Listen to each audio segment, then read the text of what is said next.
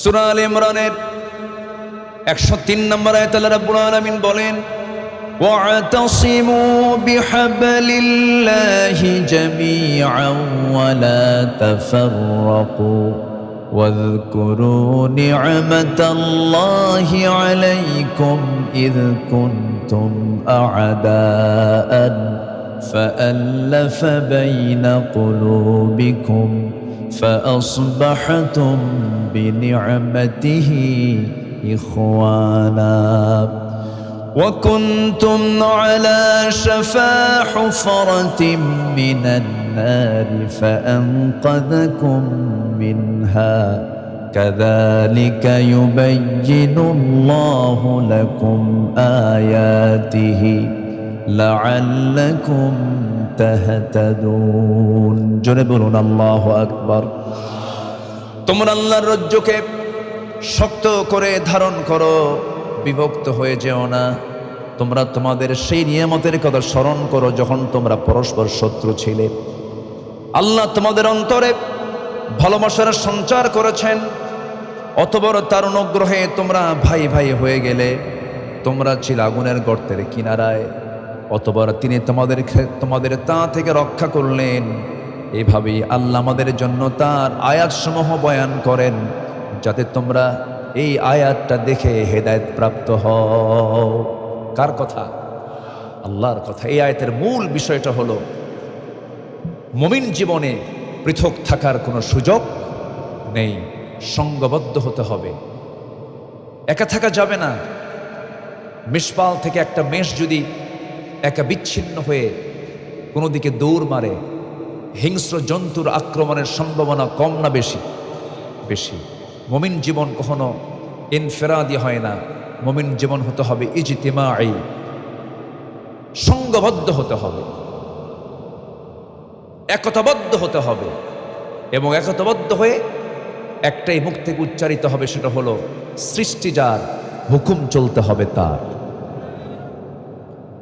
আল্লাহ রাব্বুল আলামিন আরেক জায়গায় বলছেন কোন বান্দা সফল, কোন ব্যক্তিগুলো সফল হতে পারে। মহান রাব্বুল আলামিন বলেন, ওয়ালতাকুম মিনকুম উম্মাতুন ইয়াদউনা ইলাল খায়রি ওয়া ইয়া'মুরুনা বিল মা'রুফি ওয়া ইয়ানহাউনা আনিল মুনকার ওয়া উলাইকা হুমুল মুফলিহুন। জোরে বলুন আল্লাহু আকবার। তোমাদের মধ্যে এমন একটি উম্মাহ, এমন একটি টিম, এমন একটা সংঘবদ্ধ শক্তি থাকা দরকার যাদের কাজ হবে মানুষকে সৎ কাজের দিকে আহ্বান করা, অসৎ কাজের নিষেধ করা, অসৎ কাজের বাধা প্রদান করা। এবং এই কাজের সঙ্গে যে গোষ্ঠী, যেই দল, যে উম্মাহ জড়িত, এরাই হলো সফল জাতি। যেরকম সুবহানাল্লাহ, এরাই সফল গোষ্ঠী। তাহলে আমরা এক হব না পৃথক হব? আচ্ছা, এক হয়ে গেলাম, এক হলে তার জন্য একজন লিডার আছে না নাই বলেন তো? মসজিদে আমরা নামাজ পড়তে কি এক হই না দুই পৃথক হই? এক হয়ে যায়। সেখানে একজন লিডার আছে না নাই বলেন তো? তার নাম কি? ইমাম। তাহলে মসজিদের যিনি নেতা হন তাকে কি বলা হয়? ইমাম বলা হয়। সমাজে আমরা কি একা থাকতে পারি? সামাজিক জীবনে, রাজনৈতিক জীবনে, রাষ্ট্রীয় জীবনেও আমাদের একটা ঐক্য, একসাথে থাকার প্রয়োজন আছে না নাই বলেন তো? এবং সেখানেও একজন লিডারের দরকার আছে না নাই? আছে। আমরা মসজিদের ইমামকে বাছাই করার ক্ষেত্রে সচেতন হলেও, যদি ইমাম সাহেব যদি বিড়ি খায়, কেউ নামাজ পড়বেন? মুসল্লি কবে আমি না হয় গাঁজা খাই, হুজুর কেন বিড়ি খায়? মানে মুসল্লি বিড়ি গাঁজা খেতে সমস্যা নাই, কিন্তু ইমামের বিড়িটাও খাওয়া যাবে না। দাড়ি ছোট কেন? হুজুরের নজর খারাপ, হুজুর মহিলার দিকে চাই থাকে, ওইদিকে নারী নিয়ে শুয়ে থাকে আরেক নেতা, কোনো কথা নাই। তাহলে ইমামকে সিলেকশন করতে গিয়ে যদি আমরা তার শেষ পর্যন্ত বউটাও খুঁজে বের করি, যে বলি দেখো তো ইমাম সাহেবের বউটা কেমন, দেখতে সুন্দর কিনা, যদি সুন্দর হয় তাহলে তার তাকওয়াটা ঠিক আছে, বউ সুন্দর হলে সে অন্য কোনো নারীর দিকে তাকাবে না, এরকম করে আমরা এত কিছু শর্ত জড়িয়ে দিয়ে একটা ইমামকে সিলেকশন করি। সমাজের যদি ইমামকে যদি আমরা এমন করে যদি সিলেকশন করতাম, দেশের টাকা আজকে বাইরে পাচার হতো না। আসতে কোন কেন? কৃষক, শ্রমিক, প্রবাসী সবাই অশিক্ষিত, কিন্তু অশিক্ষিত হওয়ার পরও ওই 54 বছরে দেশকে অনেক দূর এগিয়ে নিয়েছিল তারা। শ্রমিকের হাড় ভাঙ্গা পরিশ্রম, সীমিত বেতনের চাকরি, কৃষকের মাঠে কাজ করে করে চামড়া পোড়া দেহ নিয়ে দেশকে তারা এগিয়ে দিয়েছেন। প্রবাসীরা পাখির মতো ঝুলে ঝুলে প্রবাস জীবনে কনস্ট্রাকশনের কাজ করে দেশে টাকাগুলো পাঠিয়েছেন, রেমিটেন্স পাঠিয়েছেন, দেশকে তারা এগিয়ে দিয়েছিলেন। দুঃখজনক হলো সত্য, শুধু ইমাম, সমাজের, রাষ্ট্রের শুধু সৎ নেতৃত্বের অভাবে দেশের টাকাগুলো সব বাইরে পাচার হয়ে চলে গেছে। আমরা আর তলা ফুটা দেখতে চাই না, দেশের তলা এখন আমরা ফুটা বন্ধ করতে চাই। সবাই রাজি আছেন তো ইনশাআল্লাহ? এই ফুটা বন্ধ করার জন্য সৎ নেতৃত্ব হচ্ছে এখন বাংলাদেশের সবচাইতে প্রয়োজনীয় দিক। কোন চোর, কোন আমানত খেয়ানতকারী, ডাকাত, সন্ত্রাসী সমাজের নেতৃত্বে আসতে পারবে না। আল্লাহ কবুল করুন, জোরে বলি আমিন। এর জন্য কি পৃথক থাকবো না এক হব? বলেন, পৃথক থাকবো না এক হব? এক হয়ে যাব। কোরআনের আলোকে মুমিন সমাজের আদর্শ প্রতিচ্ছবি কি হওয়া উচিত, আমি আজকে একটু স্টাডি করেছি দিনের বেলা যে আমার শিফাউল হক ভাইয়ের মাহফিলে কি আলোচনা করা যায়। তো আমি এই সাবজেক্টকে সামনে রেখে হয়তো ফুল এক্সপ্লেইন আমি করতে পারবো না আজকে, যেহেতু পরে প্রোগ্রাম আছে আর একটা পারফরমেন্স এখানে আছে। আমি সামারাইজ করে সংক্ষিপ্ত করে বলার চেষ্টা করছি। নাম্বার 1 হচ্ছে ঐক্যই হচ্ছে মুমিনদের শক্তি। একা থাকলে ইমানদারের শক্তি কখনো অর্জিত হয় না। বদর বিজয় এসেছে একাকী না ঐক্য নিয়ে? আচ্ছা, এরপরে মক্কা বিজয় হয়েছে একা না সবাই নিয়ে? সবাইকে নিয়ে। ইসলামের বিজয় কখনো একা হয়নি, একা হতেও পারে না, অবশ্যই ঐক্যের দরকার আছে। সম্মানিত ভাইয়েরা, আমার নবীজি মক্কা থেকে মদিনায় চলে গেলেন, 16 মাস চলে গেছে। কয় মাস? 16 মাস পর আমার নবীজি একদিন মসজিদে কিবলাতাইনে নামাজ পড়াচ্ছেন, নামাজ পড়ছিলেন তিনি। নামাজ পড়তে নিয়ে আমার নবীজির মন চাচ্ছিল, আহারে আমি বাইতুল আকসার দিক হয়ে নামাজটা পড়াচ্ছি, যদি আমার কেবলা যদি হারাম হতো, আমার কেবলা যদি কাবার দিকটা হতো, আমার চিত্ত প্রশান্ত হতো, আমার চিত্তের খোরাক মিটে যেত, আমার মনটা প্রশান্তিতে ভরে উঠত। নবীজির বারবার মন চাচ্ছিল আমার কেবলা যেন আমার উল্টা হয়। বাইতুল আকসা হলো একদিক, তার পুরো উল্টা দিক হলো বাইতুল হারাম। আমার নবীজি 4 রাকাতের 2 রাকাত নামাজও পড়েছেন। আমার নবীজির মনের যে চাওয়া, মনের জাকতি, আমার আল্লাহ দেরি করলেন না। নামাজের মধ্যে 2 রাকাত শেষ না হতেই আল্লাহ রাব্বুল আলামিন জানায় দিচ্ছেন, قد نرى تقلب وجهك في السماء فلنولينك قبلة ترضاها فول وجهك شطر المسجد الحرام। জোরে বলুন আল্লাহু আকবার। আমার নবীজি করলেন কি? 2 রাকাত নামাজ বাইতুল আকসা মুখী হয়ে পড়লেন, বাকি 2 রাকাত নামাজ বাইতুল হারাম হয়ে পড়লেন। আমার নবীজির প্রশান্ত চিত্তটা প্রশান্ত হয়ে গেল। আমার নবীজি ঘুরে দাঁড়ালেন। কোন সাহাবী কি অভিযোগ করেছেন নাকি? আমার নবীজির ভিতরে, সাহাবীদের ভিতরে তো কিছু ইহুদিও ছিল, ইহুদি থেকে মুসলিম হয়েছে, যেমন সালমান ফার্সি রাদিয়াল্লাহু তাআলা আনহু, পারস্যের মানুষ ছিলেন, তিনি অনেক ধর্ম পালন করেছিলেন, দীর্ঘ হায়াত পেয়েছিলেন। সালমান ফার্সি রাদিয়াল্লাহু তাআলা আনহু খ্রিস্টান ছিলেন, অগ্নি উপাসক ছিলেন, বিভিন্ন ধর্মকে তিনি রিসার্চ করেছেন। সর্বশেষ যখন তিনি আগের কিতাবের মধ্যে পেয়ে গেলেন আখিরে জামানের পয়গম্বর তিনি মদিনায় আসবেন, মক্কায় আসবেন, দিনের প্রচার করবেন, সে তথ্য তিনি পেয়ে গেলেন। নবীজিকে খুঁজে খুঁজে বের করে আমার নবীর সামনে দাঁড়ালেন। আমার নবীকে দেখে পিছন দিকে চলে আসলেন। এবার বলছেন, আপনার পিঠের চাদরটা আপনি সরায় ফেলুন। আমার নবীর পিঠের চাদরটা সরায় দেওয়া মাত্রই সিলমোহর, নবুয়তের সিল মোহরের নবুয়তটা যখন ওপেন হয়ে গেছে, কালো চিহ্নিত মোহরের সিলটা যখন দেখতে পেয়েছেন, দৌড় মেরে এসে সালমান ফার্সি চুমো খেলেন আর পরে ফেললেন আশহাদু আল্লা ইলাহা ইল্লাল্লাহু ওয়াহদাহু লা শারীকা লাহু ওয়া আশহাদু আন্না মুহাম্মাদান আবদুহু ওয়া রাসূলুহু। বিভিন্ন ধর্ম থেকে আসা লোকগুলো বায়াত গ্রহণ করেছেন। কেউ এই আয়াত নাযিলের সঙ্গে সঙ্গে কেউ টু বাক্য উচ্চারণ করে নাই, কেউ কোনো প্রকার আপত্তি তোলে নাই। কারণ নেতার আনুগত্য করা কি বলেন ফরজ। নেতার আনুগত্য করা কি ফরজ। যদি সে হুকুমটা হয়, কার হুকুম? আসতে বলবেন না, কার হুকুম? আতিউল্লাহ ওয়া আতিউর রাসূল ওয়া উলিল আমরি মিনকুম فإن تنازعتم في شيء فردوه إلى الله والرسول। জোরে বলুন আল্লাহু আকবার। নেতার আনুগত্য আমি কতক্ষণ করব? আল্লাহ এবং নবীর আনুগত্য হবে নিঃশর্ত, কোনো শর্ত নাই। কিন্তু নবীর পরে আমি যাকে নেতা বানাবো তিনি আমার ততক্ষণ নেতা হবেন যতক্ষণ তিনি আল্লাহ এবং রসুলকে মেনে চলবেন। যতক্ষণ মানবেন ততক্ষণ মানব, যখন মানবেন না তখন ফিরে যাব আবার আল্লাহ নবীর দিকে। কার কথা? কার কথা? আল্লাহর কথা।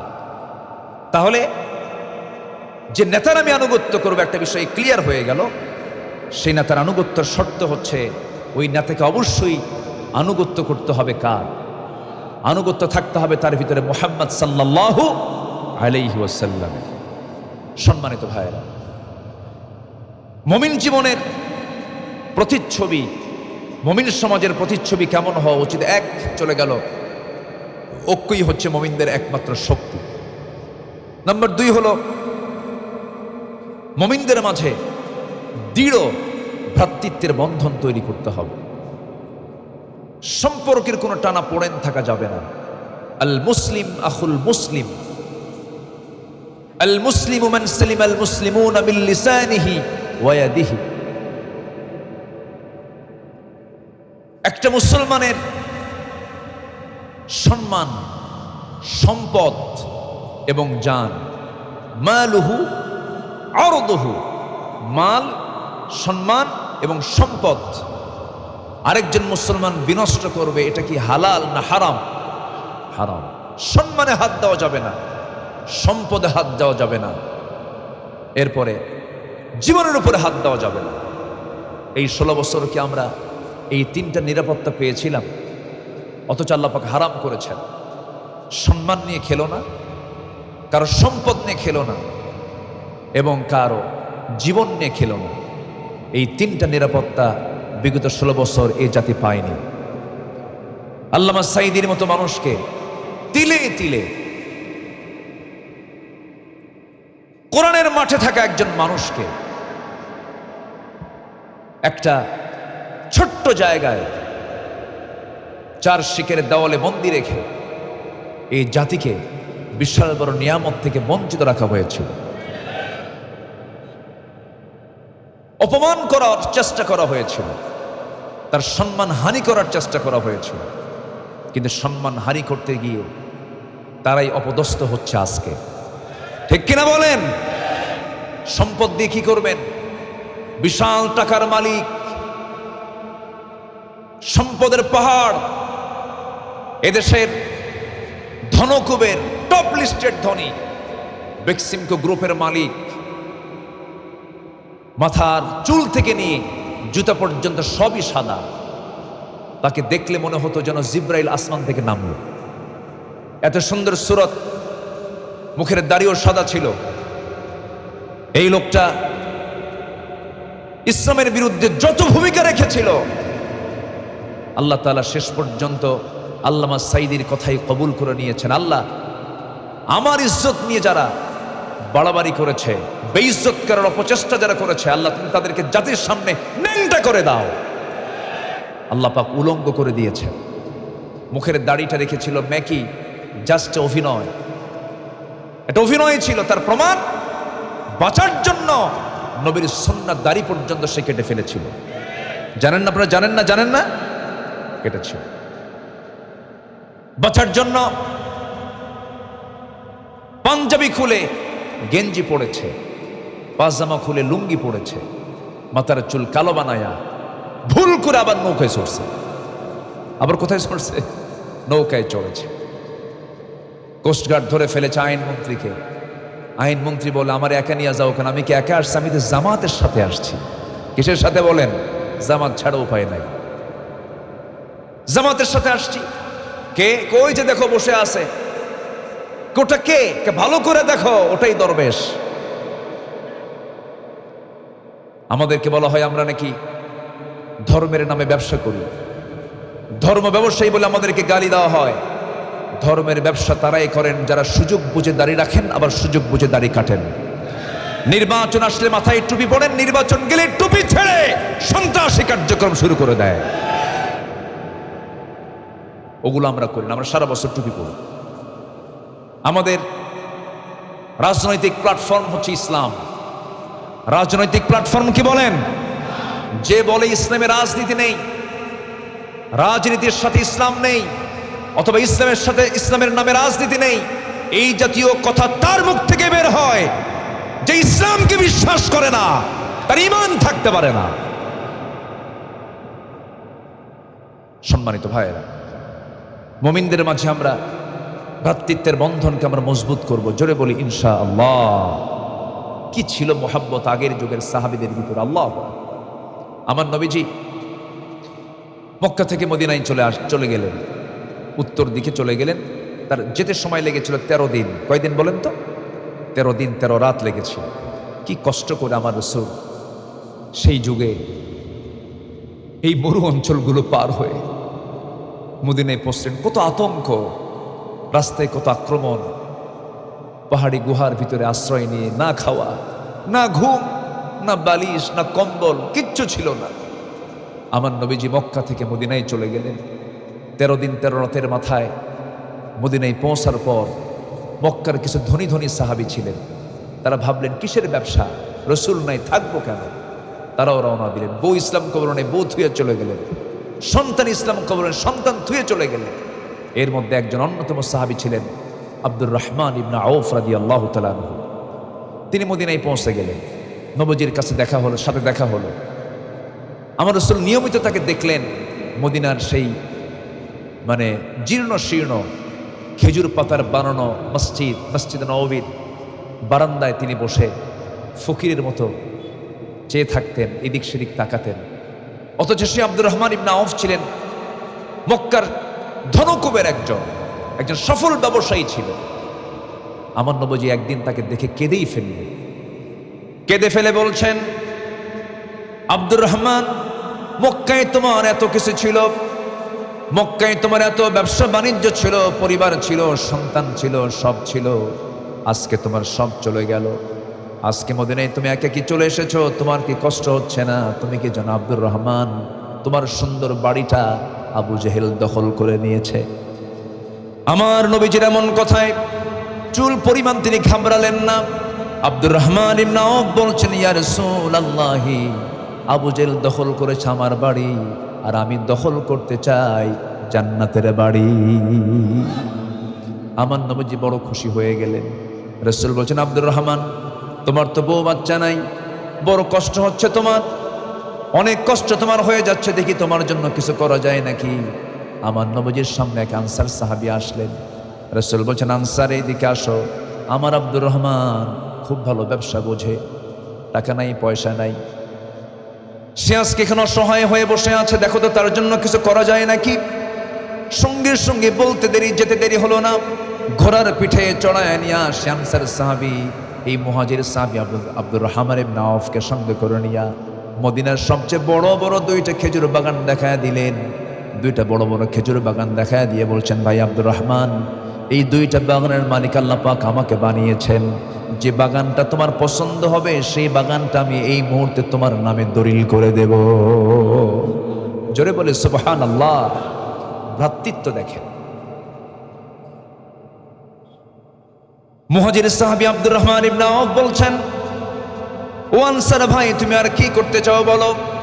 এবার তিনি কেঁদে কেঁদে বলছেন, ভাই আব্দুর রহমান, আমার জানা মতে এই মদিনার কোনো মেয়ের বাবা তোমার সঙ্গে বিয়ে দেবে না, কারণ তোমার ঘর নাই, বাড়ি নাই, টাকা নাই, পয়সা নাই, কিন্তু বিয়ে তো প্রয়োজন, তুমি তো যুবক মানুষ, যৌবন আছে।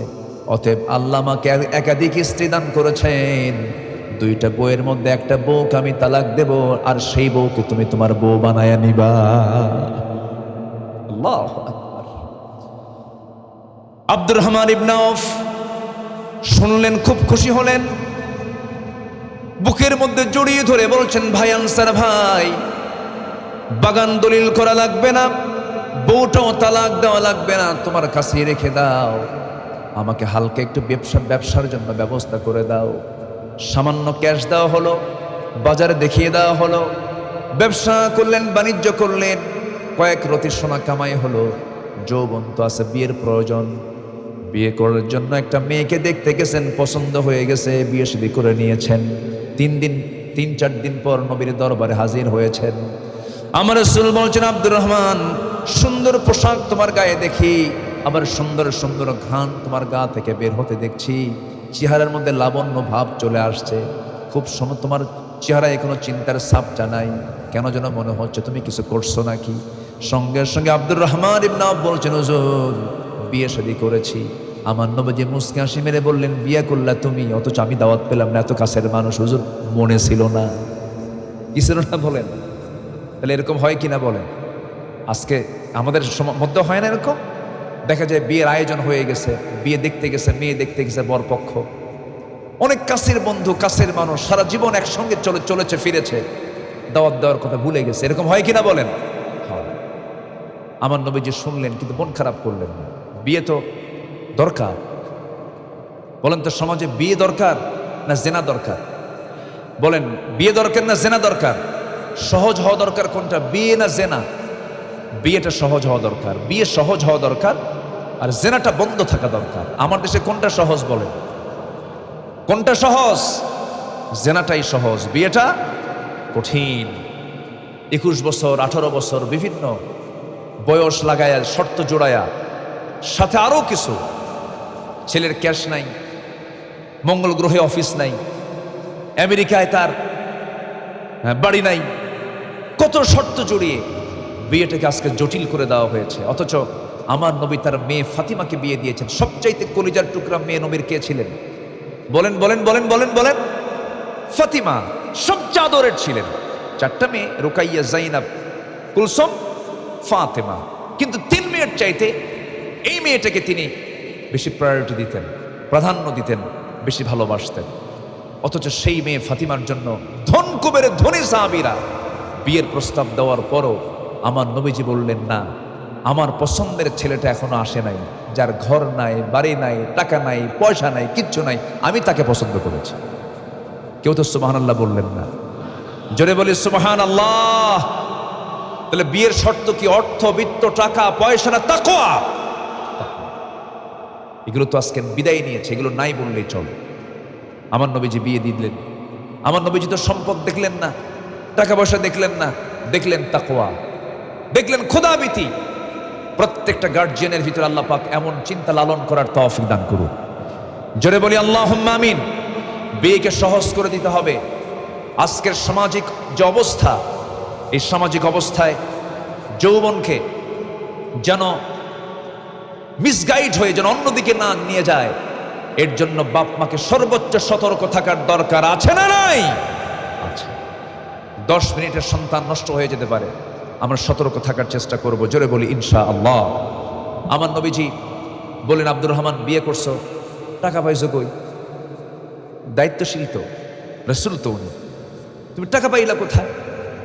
হুজুর, ওই যে ব্যবসায়ী একটু যোগ দিছিলাম, আপনি বলে দিয়েছিলেন, আনসার সাহাবী আমাকে কিছু অর্থ দিয়েছিল, ব্যবসা করে কিছু টাকা কামাই করছে, টাকা পাই বিয়ে করছে। আমার নবীজি খুব খুশি হলেন। খুশি হয়ে বলেন, আল্লাহ তুমি আমার আব্দুর রহমানের পরিবারে এবং ব্যবসায় বরকত দিয়ে ভরপুর করে দাও। যেরকম সুবহানাল্লাহ। আমার নবীর দোয়া কি আর মিস হয়? যে সাহাবী মক্কায় ধনী ছিলেন, তিনি মদিনায় এসে এমন ধনী হওয়া শুরু করলেন, যেটাতে হাত দেয় সেটাই সোনা হয়ে যায়, সেটাই মানে বরকতের চূড়ান্ত লেভেলে চলে যায়। এই আব্দুর রহমান ইবনে আউফ রাদিয়াল্লাহু তাআলা তাবুক অভিযানের দিন 3 বস্তা সোনা দান করেছিলেন। 3 বস্তা। তার ইন্তেকালের সময় 13 জন সন্তান তিনি রেখে যান। 13 জন সন্তানের মাঝে সোনা ভাগ করার সময় কুড়াল দিয়ে কেটে কেটে সোনা ভাগ করতে হয়েছে। কি দিয়ে বলেন তো? কুড়াল দিয়ে। আল্লাহ তাআলা বরকতে ধন্য করেছেন। এটার মূল কারণটা ছিল কি জানেন? ভ্রাতৃত্ব, ভালোবাসা, মোহাব্বতের কারণেই এটা হয়েছে, ঠিক কিনা বলেন? এই জন্য এই ভ্রাতৃত্ব আমরা বাড়াবো না কমাবো? বলেন কমাবো? বলেন কমাবো না বাড়াবো? বাড়াবো। ভ্রাতৃত্ব কখনো কমানো যাবে না, ভ্রাতৃত্ব বাড়াতে হবে। সাহাবে কেরামদের মধ্যে ভ্রাতৃত্ব এত গভীর ছিল যে শব্দ পর্যন্ত এক হয়ে যেত। কল্পনা করা যায়? তাদের চেতনা, তাদের চিন্তার সঙ্গে চিন্তা মিলে যেত। সম্মানিত ভাইয়েরা, আমার নবী ইন্তেকাল করেছেন। বছর 2 পর হঠাৎ করে সাইয়েদনা আলী রাদিয়াল্লাহু আনহু একদিন স্বপ্নের মধ্যে দেখতে পান আমার নবীজি তার দরজায় হাজির হয়ে গেছেন। আমার নবীজি সালাম দিয়ে বলছেন, আলী, বহুদিন যাবৎ তোমার সঙ্গে সাক্ষাৎ হয় না, আজকে তোমার সঙ্গে সাক্ষাৎ করতে এসেছি। পাশে শুয়ে পড়লেন, শিওরে বসলেন, বসে বলছেন, আলী, মুখটা ফাঁকা করো। ব্যাগের ভিতর থেকে অনেকগুলো খেজুরের মধ্যে থেকে একটা খেজুর 3টা আঙ্গুলে নিয়ে আস্তে করে তার মুখে ভরায়া দিলেন। একটা খেজুর খাওয়ায়া দিলেন তিনি মুখে নিয়ে। স্বপ্নের মধ্যে তিনি খাওয়া শুরু করেছেন, অর্ধেক খেজুর খেয়েছেন, ঘুম ভেঙে গেছে। ঘুম থেকে জাগা পেয়ে দেখেন আলীর জিহ্বার ভিতরে তাজা খেজুরের স্বাদ ফুটে উঠেছে। সাইয়েদনা আলী আবেগ আপ্লুত হয়ে পড়লেন, ওযু বানালেন, নামাজে দাঁড়ালেন, তাহাজ্জুদটা পড়লেন। ফজর নামাজ পড়ার জন্য তিনি মসজিদ পানে ছুটে চললেন। মসজিদে গিয়ে হাজির হলেন, নামাজ পড়াচ্ছেন বেতনভুক্ত কোনো ইমাম নয়, নামাজ পড়াচ্ছেন অর্ধ পৃথিবীর শাসনকর্তা ওমর ফারুক রাদিয়াল্লাহু তাআলা আনহু। ইমামের মুসাল্লায় দাঁড়িয়ে গেছেন।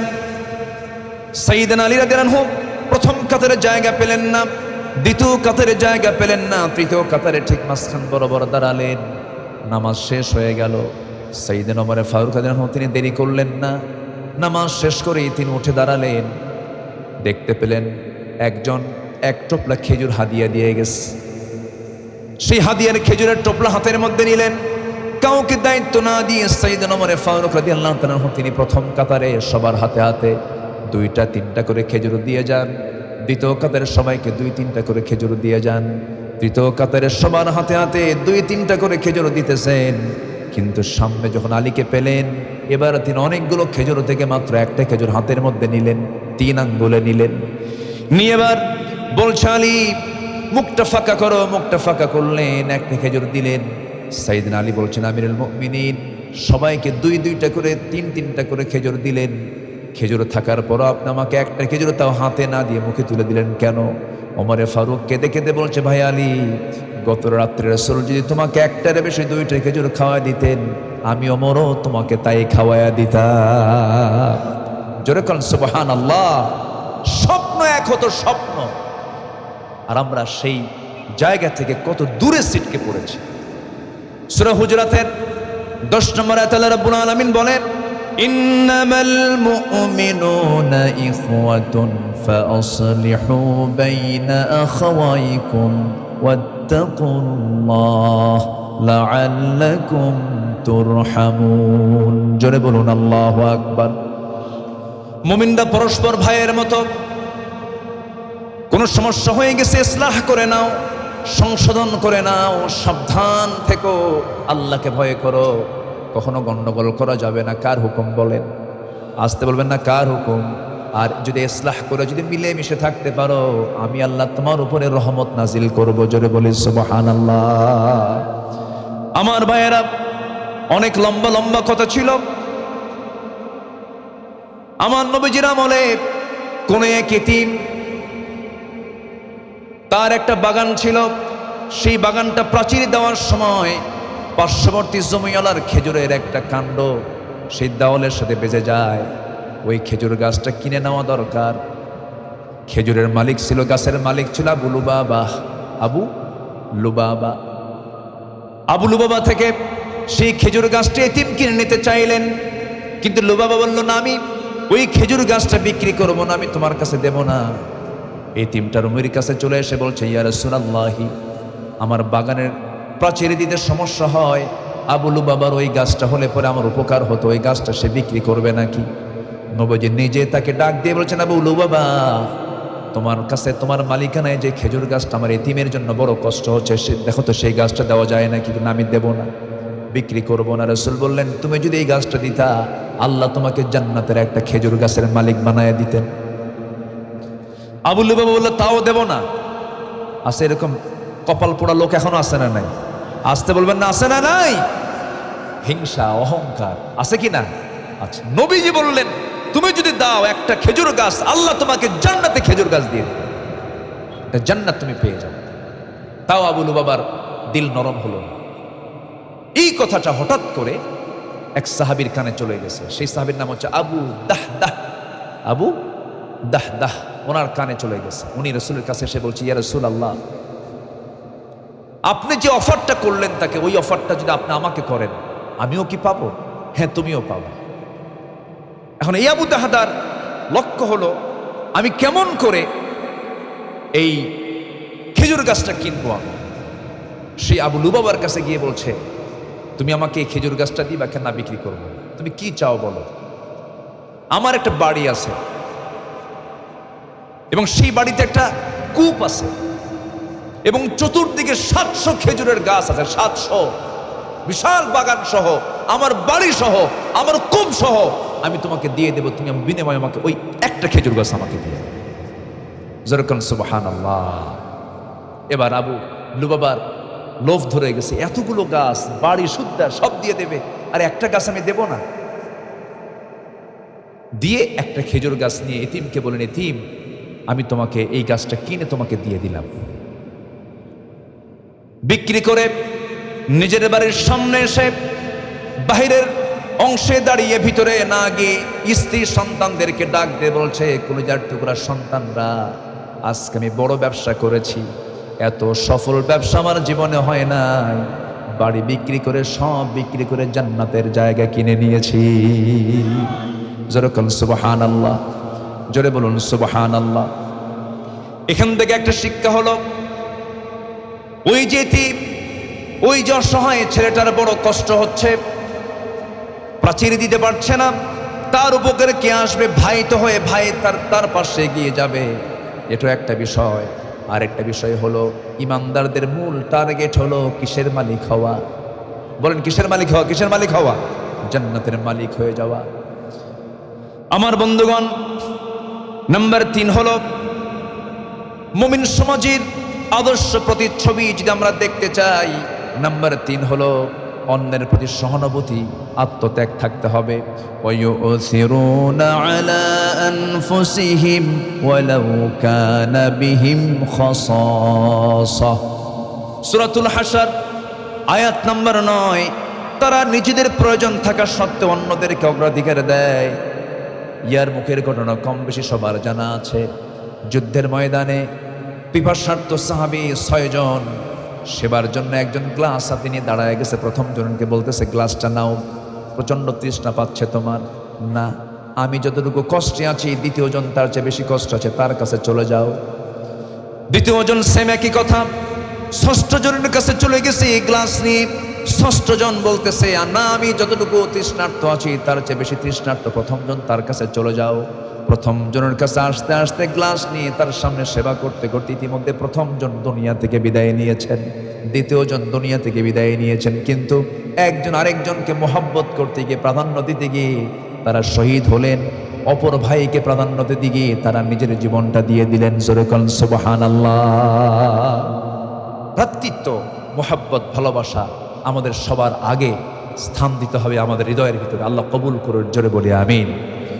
নাম্বার 4 হলো গীবত, পরনিন্দা, পরচর্চা, তুচ্ছতাচ্ছিল্য থেকে বিরত থাকবো আমরা।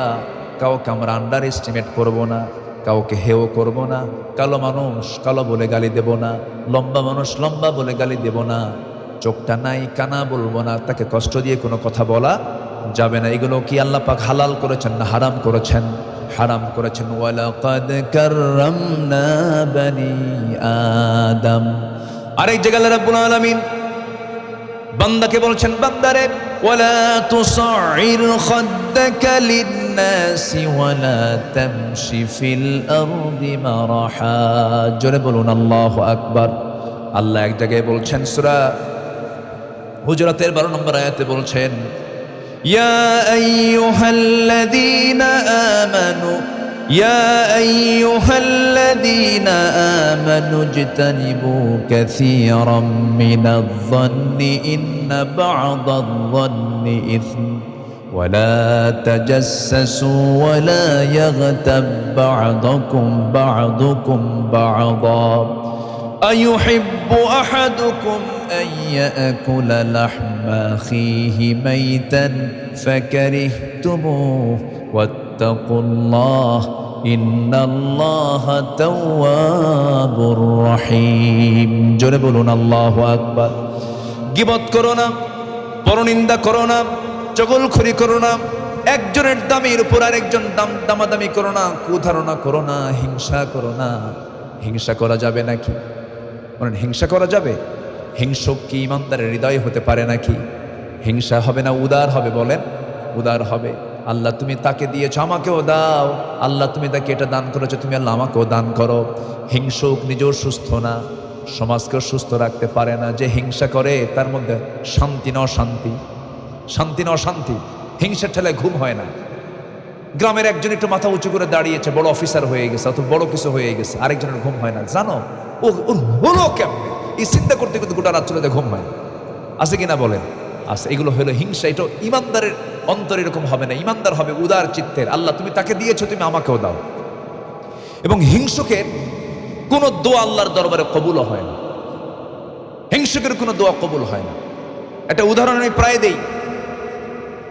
আগের যুগে মানুষ বিয়ে করতে যেত ওই ঘোড়ায় চড়ে, গরুর গাড়িতে চড়ে যেত না এরকম। এখন তো হেলিকপ্টারও যায়। আবার এখন এমনও হয় মেয়ে পক্ষই ছেলের পক্ষের বাড়িতে চলে যায়।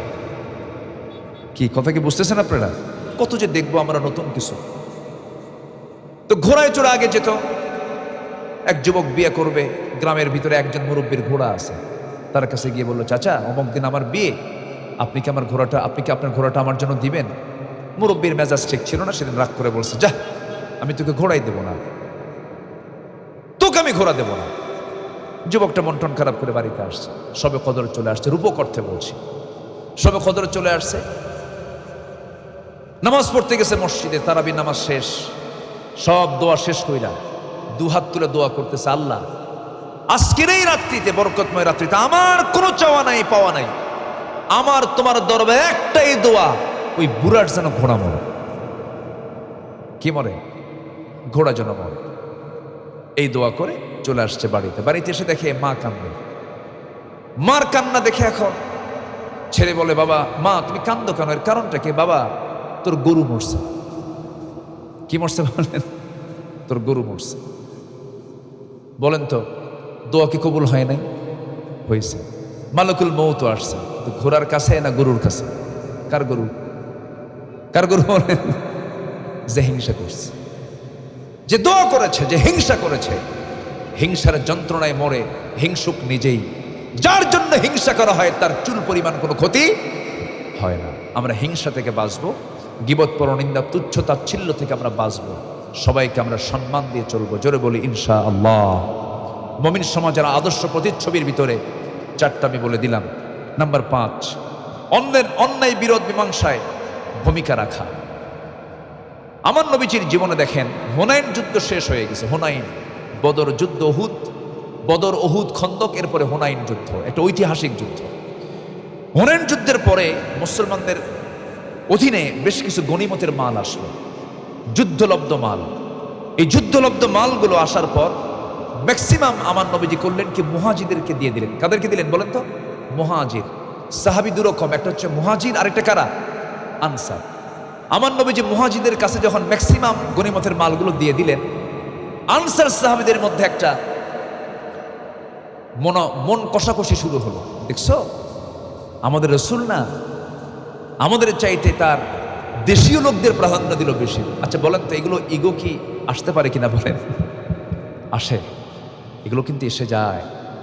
আমার নবীর সাহাবীরা যখন এরকম করে, আনসার সাহাবীরা যখন এরকম করে কথা বললেন এবং দুঃখিত এবং দুশ্চিন্তাগ্রস্ত যখন হচ্ছিলেন, আমার নবীজির কান পর্যন্ত কথাটা চলে আসলো।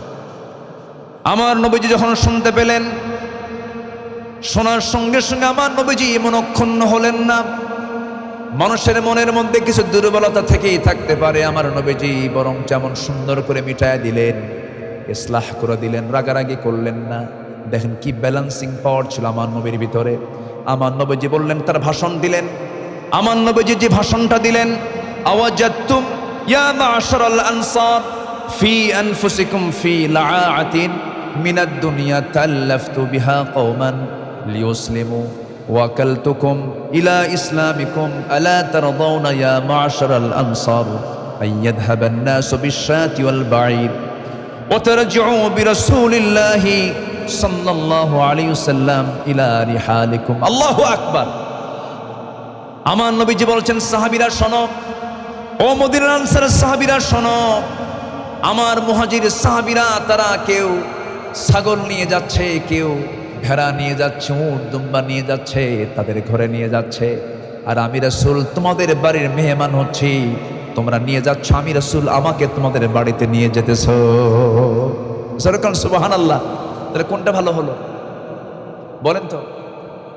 আমার মুহাজির সাহাবীরা নিয়ে যাচ্ছে ভেড়া, উট, দুব্বা, গনিমতের মাল, আর আমি রাসূল আমি তোমাদের বাড়িতে যাচ্ছি, নিজে তোমাদের বাড়িতে মেহমান হয়ে যাচ্ছে। তোমরা রাসূলকে চাও না, ভেড়া ভুড়া চাও। সাহাবীদের মন চাঙ্গা হয়ে গেল, তাই তো, আমরা তো রাসূলকে পেলাম আমাদের ঘরে, আমাদের আর পাওয়ার কি থাকতে পারে। আমার নবীজি ইসলাহ করে দিলেন, ঠিকঠাক করে দিলেন। এই জন্য কোনো ক্রাইসিস পিরিয়ডে ক্রাইসিস বাড়াতে হয় না ক্রাইসিস বন্ধ করে দিতে হয়? বন্ধ করে দিতে হয়, ক্রাইসিস রাখতে নেই। কিন্তু মুনাফিকরা ক্রাইসিস বৃদ্ধি করে, ফিতনা ফাসাদ বাড়িয়ে দেয়। আর আমাদের দায়িত্ব হচ্ছে কোনো ক্রাইসিস পিরিয়ড আসলে পরে এটার সমাধান করতে হবে অত্যন্ত সুন্দরভাবে, সুচারুরূপে, ধৈর্যের মানসিকতা নিয়ে। আল্লাহ কবুল করুন, জোরে বলি আমিন। নাম্বার 6 হলো মুমিনদের মধ্যে ন্যায় এবং সত্যের দাওয়াত দেওয়া। মুমিন সমাজের প্রতিচ্ছবি হবে এমন কোরআনের আলোকে। ওয়াতাওয়াসাউ বিল হক ওয়াতাওয়াসাউ বিস সবর।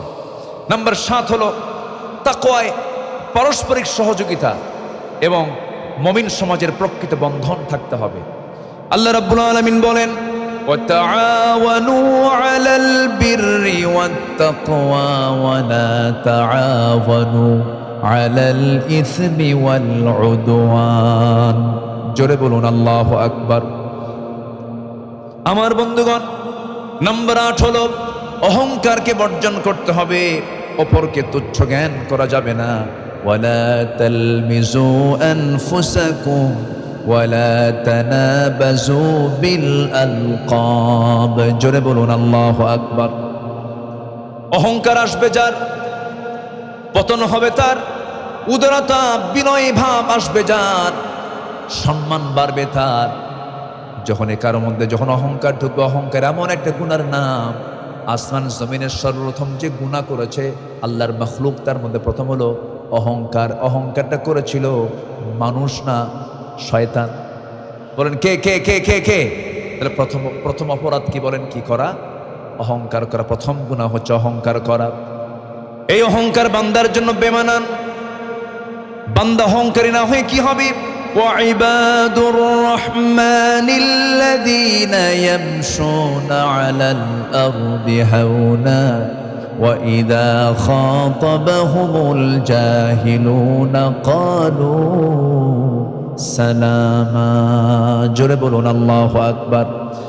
আল্লাহর যারা প্রকৃত বান্দা তারা বিনয়ী হয়ে জমিনে চলাফেরা করবে, জাহেলদের সঙ্গে তর্ক বিতর্ক করবে না, সালাম দিয়ে বিদায় নিয়ে নেবে।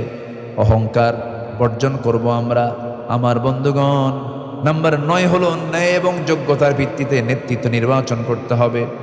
ইয়া আইয়ুহাল্লাযীনা আমানু আতিউল্লাহ ওয়া আতিউর রাসূল ওয়া উলিল আমরি মিনকুম।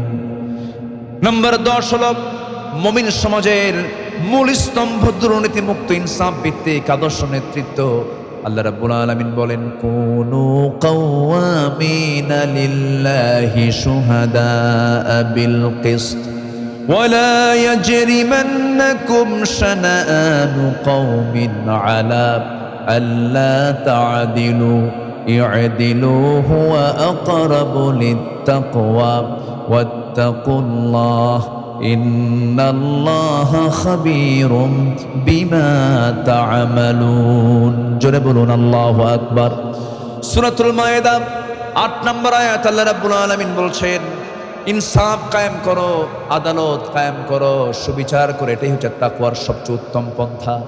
আমার বন্ধুগণ, একটা জাতি ততদিন পর্যন্ত তার স্বকীয়তা নিয়ে বেঁচে থাকতে পারে যতদিন পর্যন্ত জাতির সঠিক বিচার পায়।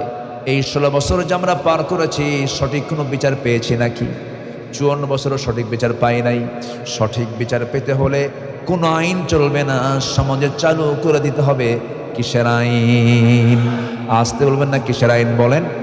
এই দেশের এই জাতিকে ঠিক করা কিন্তু কঠিন ব্যাপার। দুনিয়ার কোনো তন্ত্রমন্ত্র দিয়ে ঠিক হবে না। চায়নায় গেছিলাম, চায়নার সব মানুষগুলো একরকম, নাক বোচা, চোখ ছোট। জাপানও একরকম।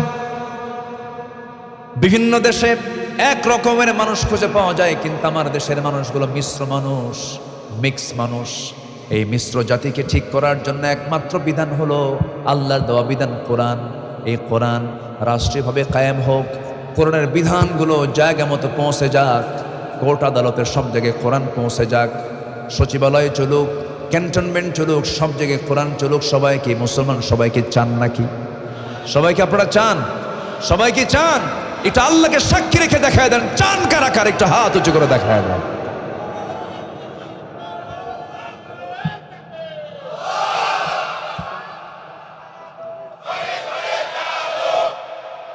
শেষ হয়ে গেল।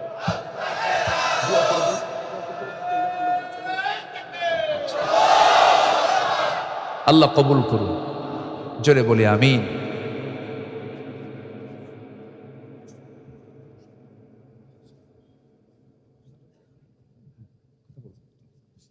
আসেন, আমি 5 মিনিট কথা বলছি। আচ্ছা, সম্মানিত ভাইয়েরা, আমি কি আলোচনা চালাবো? কোনো আপত্তি নেই তো?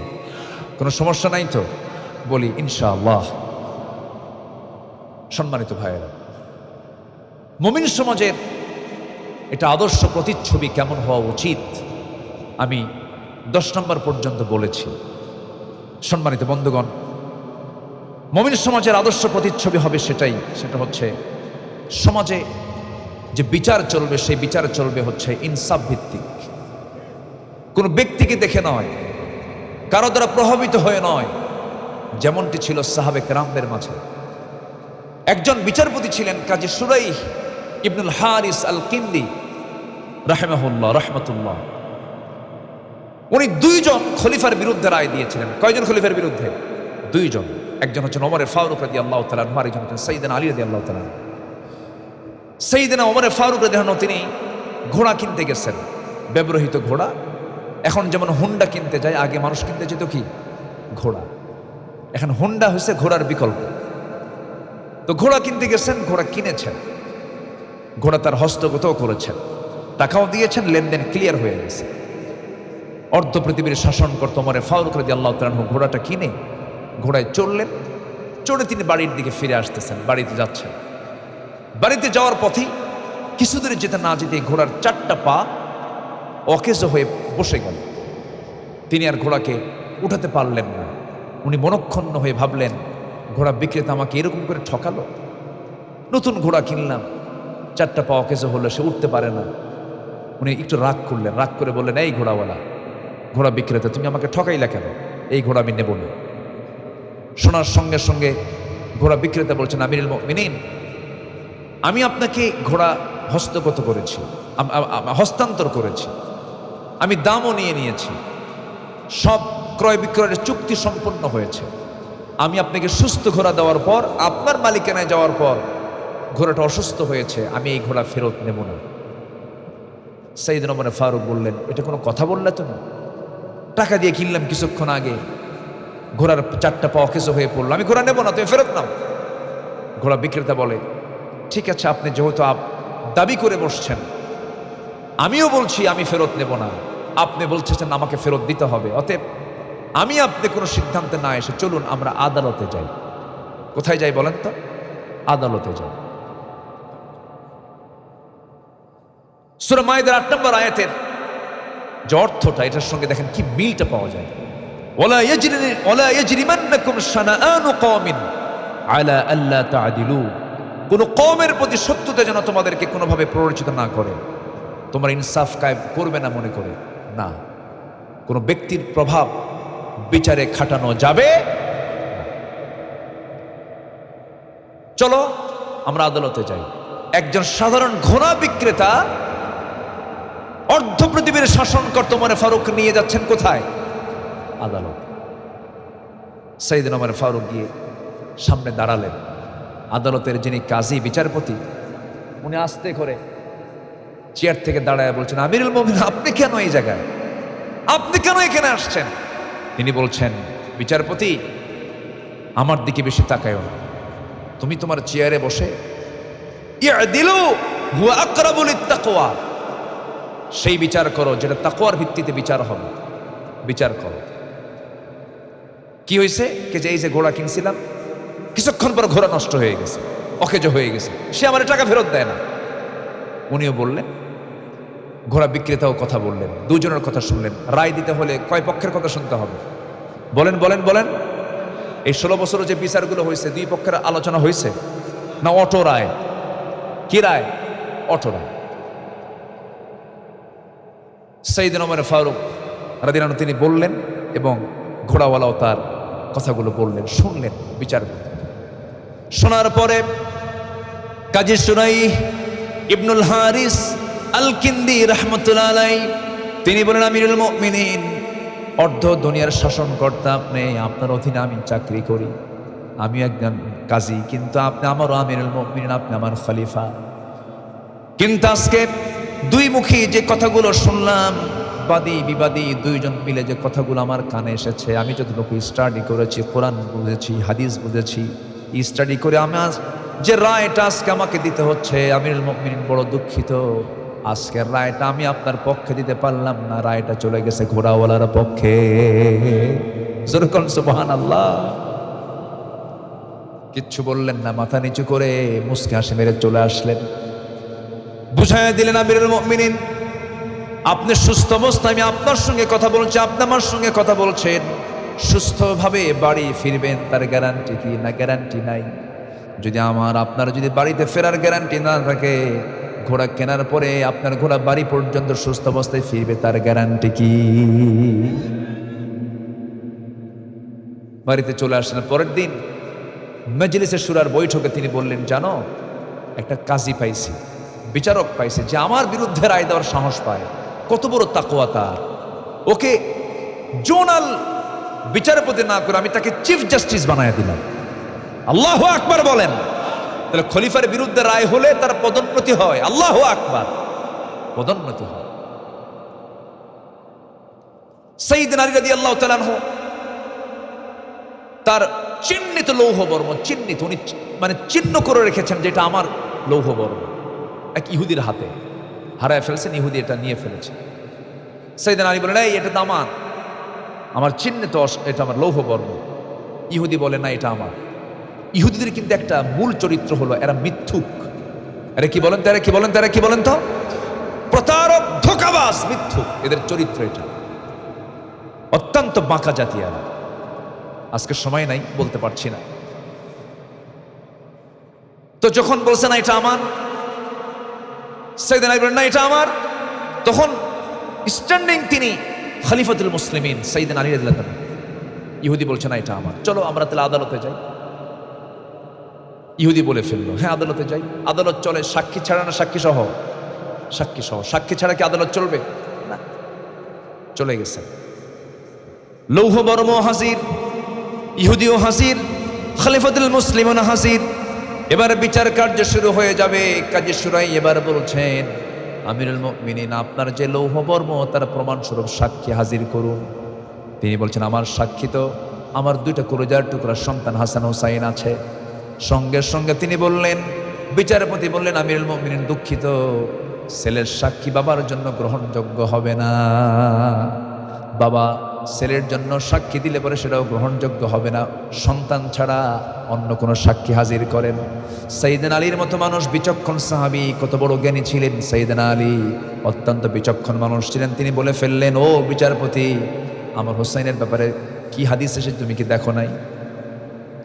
আমার কলিজার টুকরা হাসান হোসাইন দুইজনই জান্নাতের টুকরা, তারা জান্নাতের বাসিন্দা হবে, তারা হুমা ফিল জান্নাহ রাসূল বলে দিয়েছেন। নবীজি যাদের ব্যাপারে জান্নাতের সার্টিফিকেট দিলেন তাদের সাক্ষী তুমি কেন গ্রহণ করবে না? এবার তিনি বলছেন কোরআন সুন্নাহ যা বলে আমি তার বাইরে যাব না। বাবার জন্য ছেলে নয়, ছেলের জন্য বাবা কোনো সাক্ষী হবে না, সাক্ষী অন্য জায়গা থেকে জোগাড় করেন। সাক্ষী পেলেন না, সাক্ষীর অভাবে রায় চলে গেছে ইহুদির পক্ষে। কার পক্ষে? কার পক্ষে? ইহুদির পক্ষে রায় চলে গেছে। সাইয়েদনা আলী রাদিয়াল্লাহু আনহু কিচ্ছু বললেন না, মুস্কি একখান হাসি দিয়ে বের হয়ে চলে আসলেন, কারণ আদালতকে সম্মান শ্রদ্ধা করার দরকার আছে না নাই? চলে আসলেন। চলে আসার সঙ্গে সঙ্গেই কোনো প্রতিক্রিয়া না দেখে ইহুদির চক্ষু বেয়ে টপ টপ করে পানি পড়ছে আর বলছে, আলী বুঝতে পেরেছি তোমার ইসলাম একমাত্র সবাইকে নিরাপত্তা নিশ্চয়তা দিতে পারে। যেরকম সুবহানাল্লাহ। আমাকে পড়িয়ে দাও, আশহাদু আল্লা ইলাহা ইল্লাল্লাহু ওয়াহদাহু লা শারীকা লাহু ওয়া আশহাদু আন্না মুহাম্মাদান আবদুহু ওয়া রাসূলুহু। সম্মানিত ভাইয়েরা, তাহলে আদর্শ সমাজের যে প্রতিচ্ছবি 10টি বিষয় আমি উপস্থাপন করলাম। সর্বশেষ হচ্ছে মুমিনরা পরস্পরের জন্য দোয়া এবং ক্ষমা পরায়ণ হবে, পরস্পর রহম দিল হবে, পরস্পরের মাঝে তারা ক্ষমা চেয়ে নেবে, শত্রুতা বাড়াবে না, হিংসা বাড়াবে না, পরশ্রীকাতরতা সৃষ্টি করবে না। এটা আল্লাহ দেখতে চান ইমানদার বান্দাদের মাঝে। আল্লাহ রাব্বুল আলামিন বলেন, ওয়াল্লাযীনা জাউ মিন বা'দিহিম ইয়াকুলুনা রাব্বানা ইগফির লানা ওয়া লিইখওয়ানিনা আল্লাযীনা সাবাকুনা বিল ঈমান ওয়া লা তাজআল ফী কুলুবিনা غلا للذين آمنوا ربنا إنك رؤوف رحيم। জোরে বলুন আল্লাহু আকবার। এই 11টা বৈশিষ্ট্য একটি মুসলিম সমাজের, মুমিন সমাজের প্রতিচ্ছবি। যেটা 11টা বৈশিষ্ট্য যদি সমাজের মধ্যে প্রতিষ্ঠা করতে পারি, এটা হবে মুমিন সমাজ, ইমানদার সমাজ। আল্লাহ আমল করার তৌফিক দান করুন। জোরে বলি আমিন, আরো জোরে আমিন।